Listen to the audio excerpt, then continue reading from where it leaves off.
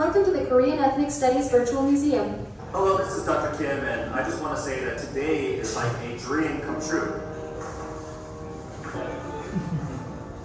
My name is Dave. I'm one of the co-founders of E344. Today we're working with Dr. Kim and his Korean American Studies course on building a virtual museum to showcase all the amazing work that they're doing. And great work from all the students, because it's really from the minds of the students is where all these things came about. Well, first of all, I can tell that it's like a little bit like Instagram, so you can like scroll down, up and down. Instagram, very You good. can see your profile right here, and you can see the content right here, which is really nice to be able to zoom in and out. I could also do like a little comment thingy, maybe that's being built out right now, and then I could give it a little heart. That's really awesome. Yeah, there's also a left-hand column here. Tell what's okay. going on over here. And then let's see. So this is like maybe the introduction, and then there's there it is, right? So maybe these are like different chapters of a book, and then every chapter of the book is like a scrollable experience for students. Oh. All right, and then let's go back to that first page real quick, and then there's something down here. And then let's go message my AI guide and say hello. Hello. Welcome to the Korean Ethnic Studies Virtual Museum. I'm here to guide you through the rich tapestry of Korean culture and history. How can I assist you today? What is CAS? CAS stands for Korean American Studies.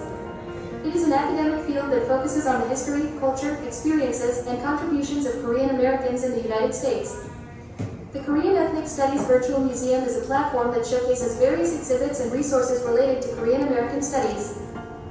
It aims to educate and raise awareness about the Korean American community's rich heritage and its impact on American society. Is there anything specific you would like to know about Korean American studies or the museum? What did Millie Kwan contribute? Millie Kwan contributed a podcast about the Korean independence movement and its impact on society then and now. The podcast explores the historical context of the movement and its significance in shaping Korean American identity. Millie received compliments on how the podcast sounded comfortable and steady, rather than too scripted or too stiff.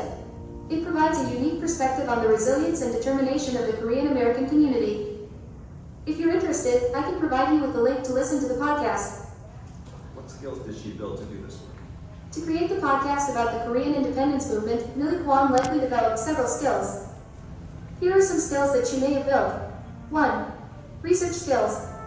Millie would have needed to conduct thorough research on the Korean independence movement to gather accurate information and historical context. This includes studying primary and secondary sources, analyzing historical documents, and understanding the significance of the movement. 2. Writing and scripting. Millie would have honed her writing skills to create a compelling script for the podcast. What do you think? Once again, this was 2 weeks ago. We're at E-Cadence headquarters on a field trip. Put that prompt in the engine, and the E-Cadence folks worked so hard on this. And now we have like a working model. This is not the final draft. This is just the very, very beginning. In fact, I've only been using this for like 1 day, pretty much.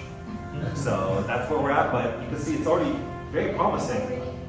So I just wanted to talk a little bit about the prompt engineering part and what we did at E-Cadence. First of all, it was a great experience.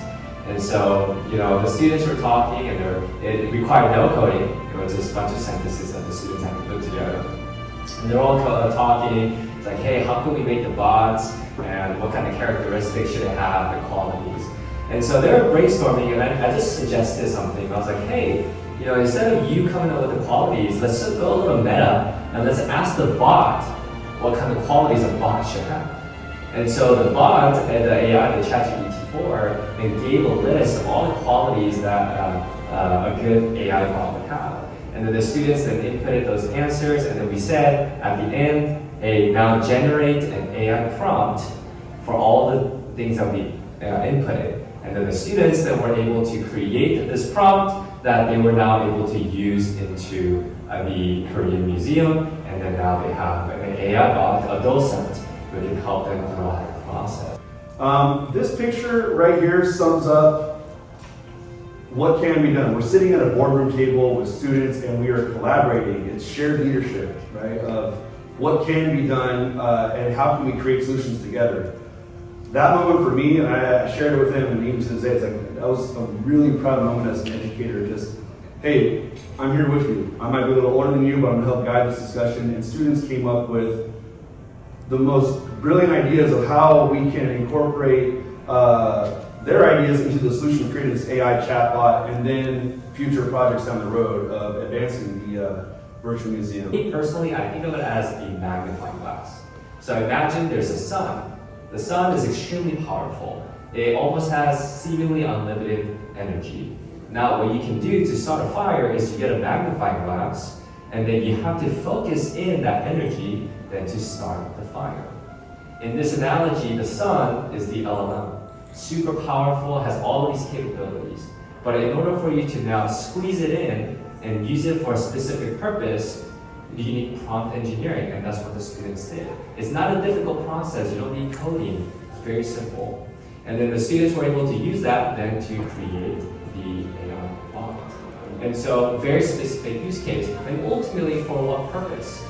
For compassion, accelerating compassion, accelerating love and wisdom and empathy for other people. Earlier that this potentially could be a museum of ethnographies created by students and you know you have this huge virtual space where you could bring your families in to see your own stories and start understanding the context of your family stories within American ethnic histories, right? And it could be an amazing community created by students. And so I'm curious that, again, we have the head of CABE here, we have latest from the UCLA Community Schools, Stevens from the CEI group, which is a large coalition of 45 districts. Shulene is part of she's the former president of the CSBA. Marissa is very involved in the parent community. I mean, you have some.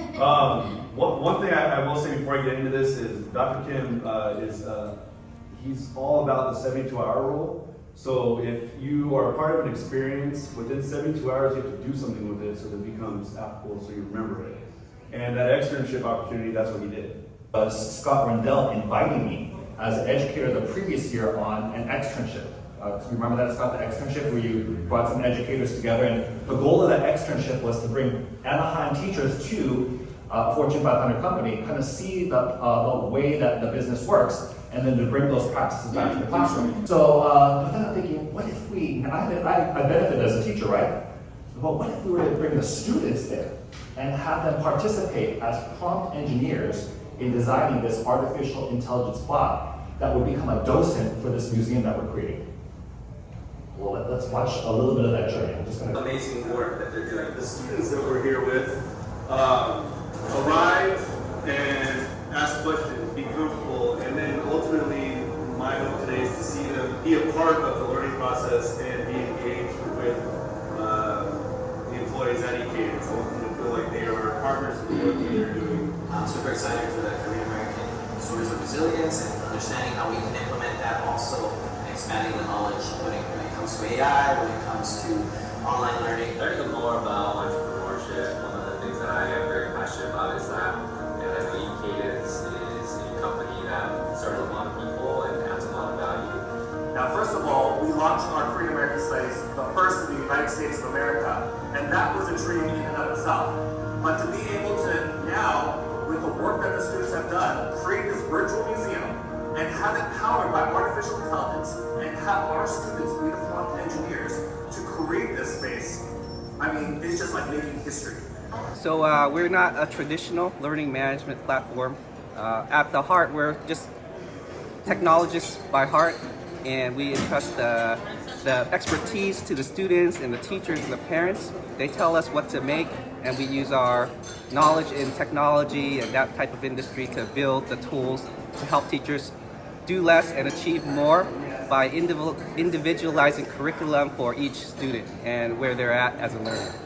And with that partnership, we were able to build out the Korean American Virtual Museum here.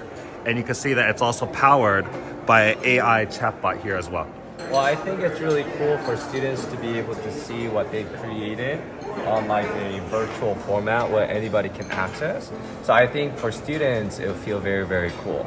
And for also the user, you can tell it's very user friendly. You got all of the chapters here, and you got the little AI guide over here, which then you can communicate and talk to and ask questions about the different chapters. So I think this is super amazing. I like it. I give it a 5 out of 5, and I'm really excited for people to try it and see their feedback and their experience with it. In Korean American Studies, we're proud to be partners with you guys to help showcase your work using the most powerful technologies we have today.